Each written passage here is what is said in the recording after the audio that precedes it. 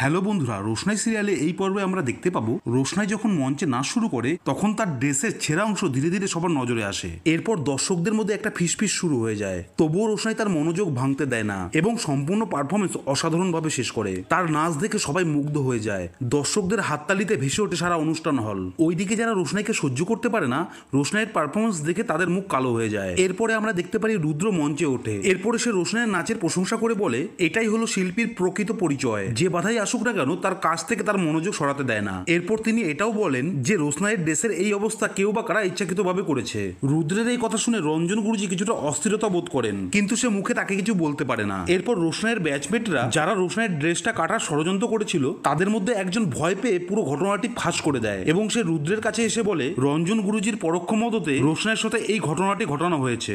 এই অবস্থায় পুরো পরিস্থিতিটা রঞ্জন গুরুজির নিয়ন্ত্রণের বাইরে চলে যায়। এরপরে রুদ্র রঞ্জনজিকে অপমান করে বলেন, আপনি একজন গুরু হয়ে শিক্ষার্থীদের কি শিক্ষা দিচ্ছেন? এরপর অনুষ্ঠান শেষ করে রোশনাই যখন মেকআপ রুমে গিয়ে পৌঁছায় তখন সে দেখে তার ব্যাগে একটা হুমকি দেওয়া চিঠি রয়েছে।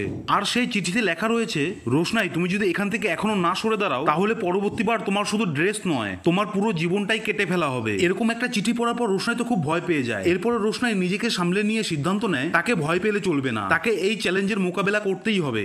ওইদিকে আমরা দেখতে পারি গরিমা আরণ্যক তার পরিবারের উপর রাগারাগি করতে শুরু করে। আর সে বলে, তোমাদের বাড়িতে আমার কোনো মূল্যই নেই, সবসময় সেই রোশনাইকে নিয়েই কথা বলো তোমরা। এরপর আরণ্যক গরিমাকে বোঝানোর চেষ্টা করে, কিন্তু গরিমা কিছুতেই বুঝতে চায় না। আর সে আরণ্যককে বাড়ি ছেড়ে চলে যাওয়ার হুমকি দেয়। ওইদিকে আমরা দেখতে পারি রোশনাই সেই অজানা চিঠির ব্যাপারে গুরুজিকে গিয়ে সব বলে এবং সে গুরুজিকে সেই চিঠিটা দেখায়। এরপরে রোশনাই গুরুজিকে বলে, গুরুজি এটা আমি ভালোই বুঝতে পারছি এই যাত্রাটা খুব একটা সহজ হবে না, কিন্তু গুরুজি আমি লড়াই করব।